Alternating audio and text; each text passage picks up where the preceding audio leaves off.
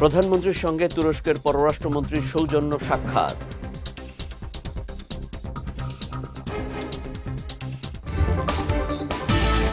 কাল বসছে ত্রয়োদশ জাতীয় সংসদের প্রথম বাজেট অধিবেশন।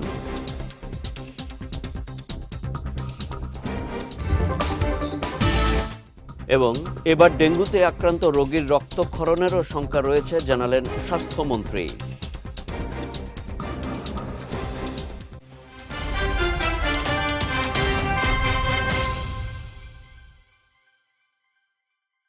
আসসালামু আলাইকুম। পুষ্টি চা নিবেদিত বিজয় রাতের সংবাদে আমন্ত্রণ জানাচ্ছি আমি কনুজ শিকদার। শুনছিলেন শিরোনাম, এবারে বিস্তারিত। বাংলাদেশে সফররত তুরস্কের পররাষ্ট্রমন্ত্রী হাকান ফিদান প্রধানমন্ত্রী তারেক রহমানের সঙ্গে সৌজন্য সাক্ষাৎ করেছেন। শনিবার তিনি প্রধানমন্ত্রীর কার্যালয়ে গিয়ে তার সঙ্গে এই সাক্ষাৎ করেন। বৈঠকে দুই দেশের পারস্পরিক স্বার্থ সংশ্লিষ্ট নানা বিষয় নিয়ে মতবিনিময় হয়েছে। এ সময় পররাষ্ট্রমন্ত্রী খলিলুর রহমান, প্রধানমন্ত্রীর পররাষ্ট্র বিষয়ক উপদেষ্টা হুমায়ুন কবির ও প্রতিমন্ত্রী শামা ওবায়েদ উপস্থিত ছিলেন। গত বৃহস্পতিবার রাতে 3 দিনের সফরে সিউল থেকে ঢাকায় আসেন হাকান ফিদান। শুক্রবার বাংলাদেশের পররাষ্ট্রমন্ত্রী খলিলুর রহমানের সঙ্গেও দ্বিপক্ষীয় বৈঠক করেন তিনি। এরপর তিনি রোহিঙ্গাদের পরিস্থিতি দেখতে কক্সবাজার যান এবং রাতে ঢাকায় ফিরে আসেন। প্রধানমন্ত্রী তারেক রহমানের সভাপতিত্বে স্বাস্থ্য মন্ত্রণালয়ের জন্য দেশীয় প্রযুক্তিতে অ্যাম্বুলেন্স তৈরি সংক্রান্ত সভা অনুষ্ঠিত হয়েছে। প্রধানমন্ত্রীর ডেপুটি প্রেস সেক্রেটারি জাহিদুল ইসলাম রনি এই তথ্য জানান। সকালে রাজধানীর তেজগাঁওয়ে প্রধানমন্ত্রীর কার্যালয়ে এই সভা হয়। সভায় অন্যান্যের মধ্যে উপস্থিত ছিলেন স্বাস্থ্য ও পরিবার কল্যাণ মন্ত্রী সরদার মোহাম্মদ সাখাওয়াত হোসেন বকুল, প্রতিমন্ত্রী এম এ মুহিত, প্রধানমন্ত্রীর স্বাস্থ্য বিষয়ক বিশেষ সহকারী এস.এম. জিয়াউদ্দিন হায়দার, প্রধানমন্ত্রীর মুখ্য সচিব এ.বি.এম. আব্দুস সাত্তার, স্বাস্থ্যসেবা সচিব কামরুজ্জামান চৌধুরী, বাংলাদেশ প্রকৌশল বিশ্ববিদ্যালয়ের অধ্যাপক মোহাম্মদ এহসান, অধ্যাপক জিয়াউর রহমান, অধ্যাপক আব্দুল সালাম আকান্দ, অধ্যাপক জাহাঙ্গীর আলম।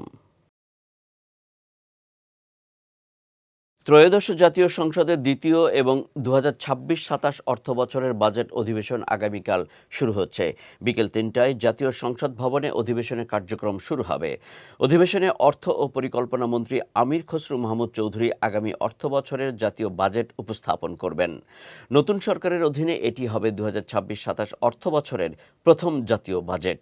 সংসদ সচিবালয়ের সচিব মোহাম্মদ গোলাম সরোয়ার ভূঁইয়া স্বাক্ষরিত এক বিজ্ঞপ্তিতে জানানো হয়, সংবিধানের 72-এর 1 অনুচ্ছেদ অনুযায়ী রাষ্ট্রপতি মোহাম্মদ শাহাবুদ্দিন এই অধিবেশন আহ্বান করেছেন। সাধারণত বাজেট অধিবেশন দীর্ঘ সময় ধরে চলে। অধিবেশন শুরুর আগে কার্য উপদেষ্টা কমিটির বৈঠকে অধিবেশনের মেয়াদ নির্ধারণ করা হবে বলে সংসদ সচিবালয়ের সূত্রে জানা গেছে। এদিকে বাজেট অধিবেশনকে কেন্দ্র করে রাজধানীর জাতীয় সংসদ ভবন ও আশপাশের এলাকায় সমাবেশ, মিছিল, শোভাযাত্রা ও বিক্ষোভ প্রদর্শন নিষিদ্ধ করেছে ঢাকা মহানগর পুলিশ। এবার ডেঙ্গু জ্বরে আক্রান্ত হওয়া রোগীদের রক্তক্ষরণেরও আশঙ্কা রয়েছে বলে জানিয়েছেন স্বাস্থ্যমন্ত্রী সরদার মোহাম্মদ সাখাওয়াত হোসেন। সকালে ধানমন্ডির রবীন্দ্র সরোবরে ডেঙ্গু প্রতিরোধে 3 মাসের বিশেষ অভিযানের উদ্বোধনী অনুষ্ঠানে একথা জানান তিনি। মন্ত্রী বলেন, ডাক্তাররা আশঙ্কা করছেন এবারের ডেঙ্গুর রূপ হবে ভয়াবহ, যার নাম হেমোরজিক। ডেঙ্গু আক্রান্ত হওয়ার সঙ্গে হতে পারে রক্তক্ষরণও, সুতরাং আগে থেকেই সচেতন হতে হবে। এ সময় ডেঙ্গু পরিস্থিতি নিয়ন্ত্রণে রাখতে কঠোর আইনি পদক্ষেপের ঘোষণা দিয়ে স্বাস্থ্যমন্ত্রী বলেন, আগামী 2 থেকে 3 দিন পর থেকেই ডেঙ্গু প্রতিরোধে মাঠে মোবাইল কোর্ট পরিচালনা করা হবে। অভিযান চলাকালে যে প্রতিষ্ঠানেই ডেঙ্গু মশার লার্ভা পাওয়া যাবে সেখানকার সংশ্লিষ্টদের কঠোর জরিমানার আওতায় আনা হবে বলে হুঁশিয়ারি দেন তিনি। এক এক বছরে এক একটা রূপ ধরে, কোনো সময় হালকাভাবে থাকে, কোনো সময় বেপরোয়াভাবে হয়। যেমন এবার ডাক্তার সাহেবরা ইঙ্গিত দিচ্ছেন যে এটা এবার হেমোরেজিং হতে পারে, রক্তক্ষরণ হতে পারে, which is very dangerous for life. সামনের সিটি কর্পোরেশনের নির্বাচনের মাধ্যমে যারা নেতৃত্বে আসবেন তাদের পরিকল্পিত নগর উন্নয়নে মনোযোগ দেওয়ার আহ্বান জানিয়েছেন স্থানীয় সরকার মন্ত্রী ও বিএনপি মহাসচিব মির্জা ফখরুল ইসলাম আলমগীর। সকালে রাজধানীর পুরানা পল্টনে দক্ষিণের জানালার কার্যক্রম উদ্বোধনী অনুষ্ঠানে এমনটাই জানান তিনি। বলেন, ঢাকা শহরের সব রোগের অন্যতম উৎস বুড়িগঙ্গা। বহু প্রজেক্ট হয়, কিন্তু নদীটিকে দূষণমুক্ত করার কোনো পরিকল্পনা নেই। আর অভিযোগ করেন, ঢাকা শহরের সবকিছুই চলে, কিন্তু পরিকল্পিতভাবে কিছুই হচ্ছে না। প্রায় আসতাম আমরা বুড়িগঙ্গাতে নৌকায় চড়ে ঘুরে বেড়ানোর জন্য, এখন সেই বুড়িগঙ্গার কাছেও যাওয়া যায় না। এত পলিউটেড, এত দুর্গন্ধ, এবং আমার কাছে মনে হয় যে ঢাকা শহরের সব রোগগুলোর মূলে বোধহয় এই বুড়িগঙ্গা পানি। এত প্রজেক্ট হয়, এই বুড়িগঙ্গাকে পলিউশন মুক্ত করবার কোনো প্রজেক্ট তৈরি হয় না। আমি এই কথাটা বারবার করে বলছি, আমি আবারও বলছি, আমি চেষ্টা করব যে এই বিষয়ে আমরা কি করতে পারি, সেই বিষয়ে আলোচনা করে আমরা বুড়িগঙ্গাকে ঠিক করতে পারি কিনা।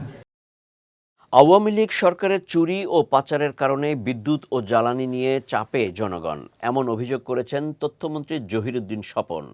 সকালে সচিবালয়ে বিদ্যুৎ ও জ্বালানি বিষয়ে জরুরি প্রেস ব্রিফিংয়ে এমন অভিযোগ করেন তিনি। বলেন, বর্তমান সরকারকেও এই চাপ বহন করতে হচ্ছে। দাবি করেন, মূল্যবৃদ্ধির চাপ থেকে 65% মানুষকে বের করে এনেছে সরকার। তবে দুর্নীতির চক্র থেকে বের হয়ে আসা সময় সাপেক্ষ বিষয় বলে মন্তব্য করেন তিনি।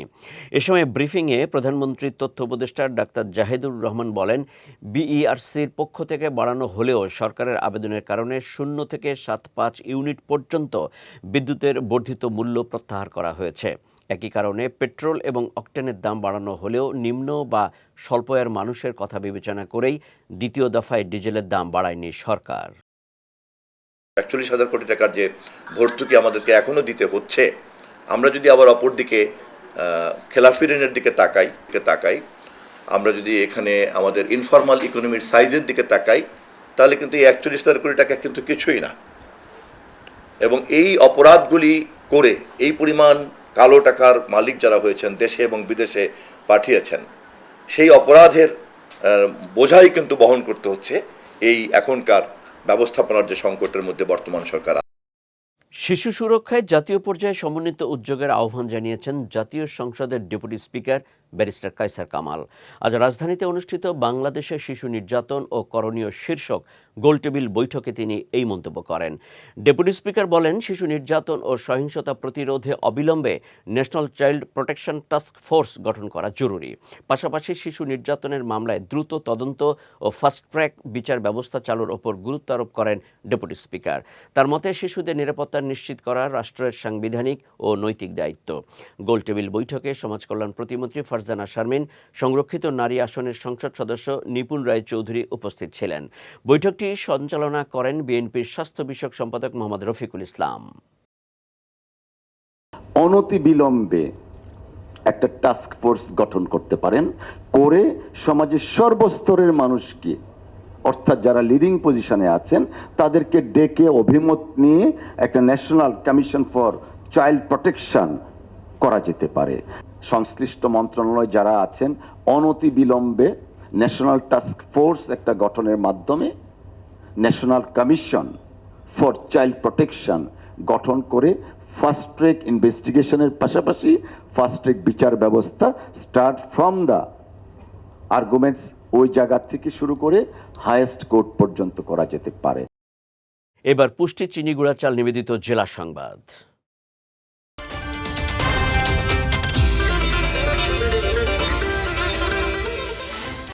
সারা দেশে বিগত সময়গুলোতে হাতে ধরে ঘরে ঘরে মাদক ঢোকানো হয়েছে।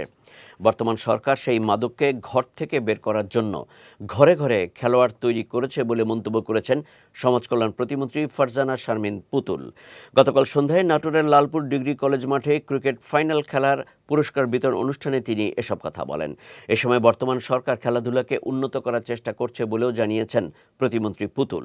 এছাড়াও চালু করা হয়েছে নতুন করে স্পোর্টস এবং প্রতিটি ইউনিয়নে একটি করে মিনি স্টেডিয়াম করার উদ্যোগ নেওয়া হয়েছে। এর মধ্যে যারা ভালো খেলবে তাদেরকে জাতীয় ও আন্তর্জাতিকভাবে স্বীকৃতি দেওয়া হবে। এ সময় বিএনপি নেতাকর্মী ও খেলোয়াড়রা উপস্থিত ছিলেন।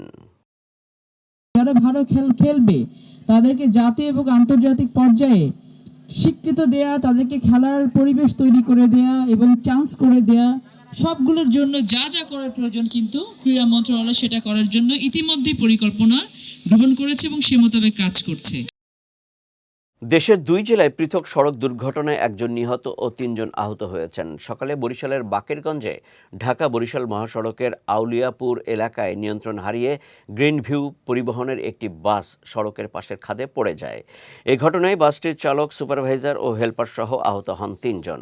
অন্যদিকে নারায়ণগঞ্জের সোনারগাঁওয়ে ঢাকা চট্টগ্রাম মহাসড়কের নয়গাঁও এলাকায় একটি কাভার্ড ভ্যানের চাকা বিস্ফোরিত হয়ে নিয়ন্ত্রণ হারায়। পরে কাভার্ড ভ্যানটি সড়কের পাশে থাকা পল্লী বিদ্যুতের খুঁটিতে ধাক্কা লেগে উল্টে যায়। এতে অজ্ঞাতনামা চালক ঘটনাস্থলেই নিহত হন। ঢাকার আশুলিয়ায় ছাগলের ঘাস খাওয়াকে কেন্দ্র করে রুব্বান বেগম নামের এক নারীকে কুপিয়ে হত্যা করেছে প্রতিপক্ষ। ঘটনার পর থেকে অভিযুক্ত আলিয়া সরকার পলাতক রয়েছে। সকালে রাজধানীর পঙ্গু হাসপাতালে চিকিৎসাধীন অবস্থায় ওই নারী মারা যায়। স্থানীয়রা জানান, বৃহস্পতিবার সকালে রুব্বান বেগমের একটি ছাগল আলিয়া সরকারের উঠোনে ঘাস খেতে যায়। এ সময় আলিয়া সরকার ছাগলটিকে কুপিয়ে হত্যা করে। এ বিষয়ে আলিয়া সরকারকে জিজ্ঞাসা করতে যায় রুব্বান।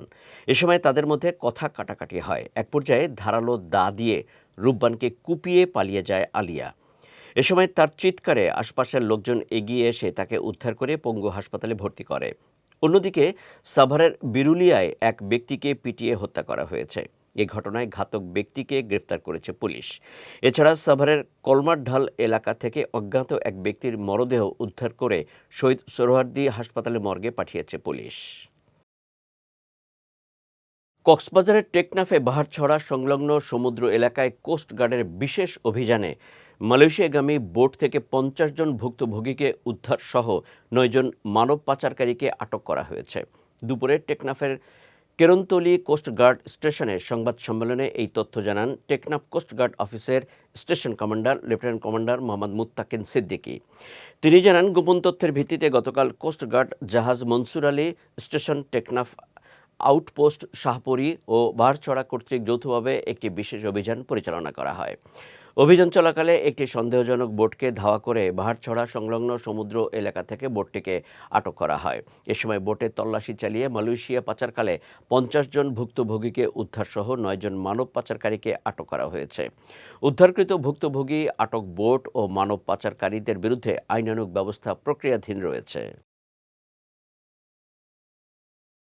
পঞ্চগড়ের বড়বাড়ি সীমান্ত দিয়ে 10 জন নারী, পুরুষ ও শিশুকে বাংলাদেশে পুষিনের চেষ্টা করেছে ভারতীয় সীমান্তরক্ষী বাহিনী বিএসএফ। তবে বিজিবির কঠোর অবস্থানের কারণে তারা বাংলাদেশে প্রবেশ করতে পারেনি। বিজিবি জানায়, শুক্রবার ভোরে পুষিনের চেষ্টা প্রতিহত করা হলে কোম্পানি কমান্ডার পর্যায়ে পতাকা বৈঠক অনুষ্ঠিত হয়, কিন্তু বিএসএফ তাদের ফেরত নিতে রাজি হয়নি। ফলে 30 ঘন্টারও বেশি সময় ধরে তারা দুই দেশের সীমান্তবর্তী জিরো লাইনে অবস্থান করছে। নীলফামারীর 56 বিজিবি ব্যাটালিয়নের অধিনায়ক লেফটেন্যান্ট কর্নেল মোহাম্মদ সিরাজুল ইসলাম বলেন, কোনো ধরনের পুশিন মেনে নেওয়া হবে না এবং সীমান্তে নজরদারি জোরদার করা হয়েছে। এখানে পুশিং করা হয়েছে এর ব্যাপারে, তো তারা বলছে যে এটা বাংলাদেশি নাগরিক, তারা এটা দিতে প্রস্তুত না। আমি তাদেরকে বলেছি যে এটা স্ট্যান্ডার্ড ওয়ে না, এটা ইন্টারন্যাশনাল ল না। এটা ইন্টারন্যাশনাল ল হয় যদি এক দেশের নাগরিক যদি অবৈধভাবে অন্য দেশে থাকে তাকে পুলিশের মাধ্যমে ইন্টারন্যাশনাল ল মেনে তাকে হ্যান্ড ওভার করা উচিত। এইভাবে আমরা অ্যাকসেপ্ট করবো না। তারা এটা বাংলাদেশি নাগরিক ওরা ফেরত নিতে রাজি না। আমরা আমাদের অবস্থান অনড়। আমরা বলেছি যে না, আমরা এভাবে গ্রহণ করবো না। এটা অবশ্যই ইন্টারন্যাশনাল আইন অনুসারে হইতে হবে। যাচ্ছি পুষ্টি ড্রিঙ্কিং ওয়াটার নিবেদিত খেলার সংবাদে।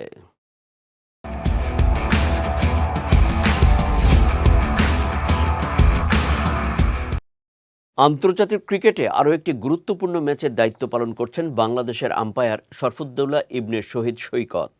আইসিসির এলিট প্যানেলের এই সদস্য এবার ভারতের একটি টেস্ট ম্যাচে অনফিল্ড আম্পায়ার হিসেবে দায়িত্ব পালন করছেন। এর আগে border Gavaskar trophy, Bharat England এবং ভারত নিউজিল্যান্ড সিরিজ সহ একাধিক মর্যাদাপূর্ণ আন্তর্জাতিক ম্যাচের দায়িত্ব পালন করে প্রশংসা কুড়িয়েছেন তিনি। চাপের মুহূর্তে নির্ভুল সিদ্ধান্ত গ্রহণের সক্ষমতার কারণে আন্তর্জাতিক ক্রিকেটে নিজেকে প্রতিষ্ঠিত করেছেন শরফুদ্দৌলা। বাংলাদেশের এই আম্পায়ারের ধারাবাহিক সাফল্য দেশের ক্রিকেটের জন্য গর্বের বিষয় হিসেবে বিবেচিত হচ্ছে। বিশ্বকাপের প্রস্তুতি শুরু করতে মাঠে নামছে আর্জেন্টিনা। টেক্সাসের কাইল ফিল্ডে অনুষ্ঠিত হতে যাওয়া প্রীতি ম্যাচে তাদের প্রতিপক্ষ হন্ডুরাস।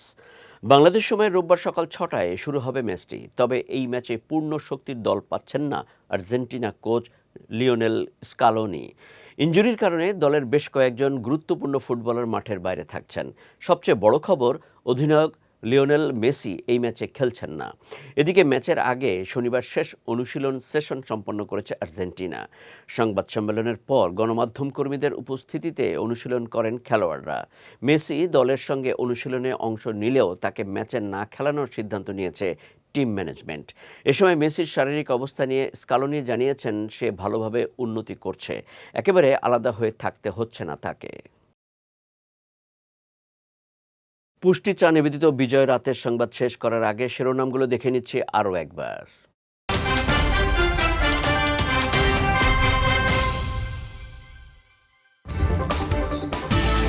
প্রধানমন্ত্রীর সঙ্গে তুরস্কের পররাষ্ট্রমন্ত্রীর সৌজন্য সাক্ষাৎ।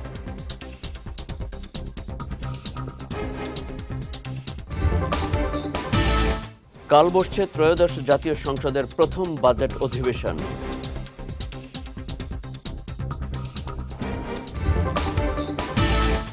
এবং এবার ডেঙ্গুতে আক্রান্ত রোগীর রক্তক্ষরণেরও শঙ্কা রয়েছে জানালেন স্বাস্থ্যমন্ত্রী।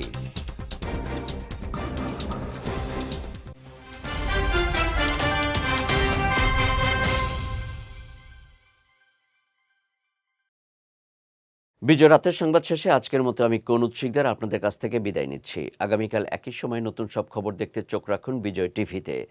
এছাড়াও আজকের বিজয় রাতের সংবাদের ভিডিও দেখতে পারেন আমাদের ইউটিউব এবং ফেসবুক পেজে। আমাদের ইউটিউব হলো youtube.com/bijtvofficial এবং আমাদের ফেসবুক পেজ হলো facebook.com/bijtvlimited। এতক্ষণ সঙ্গে থাকার জন্য ধন্যবাদ সবাইকে।